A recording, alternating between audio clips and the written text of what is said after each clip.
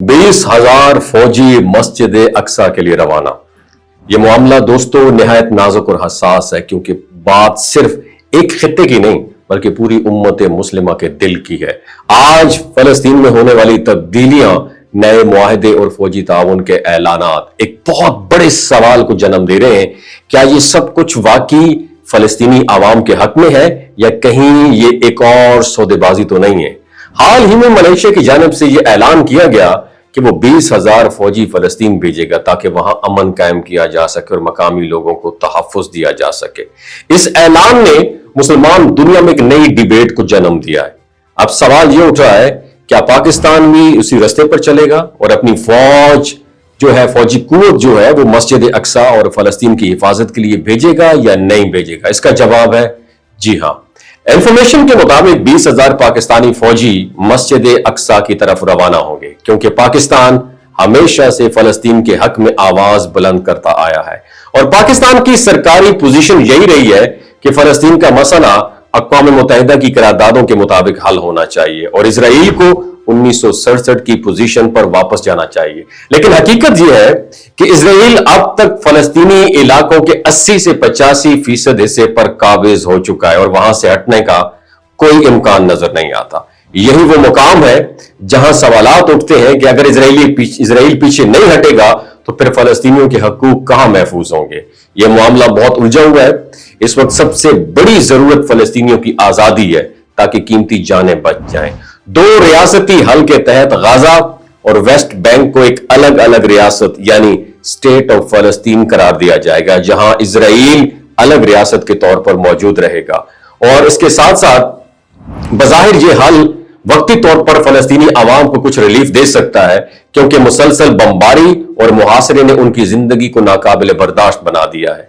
अगर यह मुआहदा फौरी तौर पर हल ना किया जाता तो खतरा यह था कि आने वाले चंद हफ्तों में फलस्तीनी आबादी मजीद तबाही का शिकार हो जाती। लेकिन सवाल यह है, क्या यह हल मुस्तकिल बुनियादों पर फलस्तीनियों की आजादी की जमानत दे सकेगा, या फिर एक और आर्जी मुआहदा होगा जो वक्त गुजारने के साथ अपनी अहमियत खो देगा?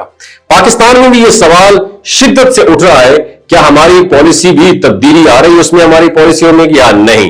क्योंकि हालिया आलमी इजलासों में इसराइल को ज्यादा सपोर्ट मिली है और फलस्तीनियों की आवाज कमजोर कर दी गई है। बाज हल्के ये भी तासुर दे रहे हैं कि पाकिस्तान को भी अमेरिका के दबाव में लाया जा रहा है ताकि इसराइल के साथ ताल्लुकात नॉर्मल किए जाएं। लेकिन पाकिस्तानी आवाम और आवामी राय हमेशा फलस्तीन के साथ रही है और यही वो दबाव है जिसकी वजह से किसी भी हुकूमत के लिए इसराइल को तस्लीम करना आसान नहीं होगा। और अब अगर पाकिस्तान की फौज मस्जिद अक्सा की हिफाजत के लिए या फलस्तीनी इलाकों में अमन कायम करने के लिए भेजी जाती है, तो यह ना सिर्फ फलस्तीनी आवाम के लिए एक बहुत बड़ी उम्मीद होगी, बल्कि आलमी सतह पर भी पाकिस्तान की पोजीशन मजबूत होगी, क्योंकि उम्मत मुस्लिमा पाकिस्तान की फौज को एक बड़ी दिफाई ताकत के तौर पर देखती है।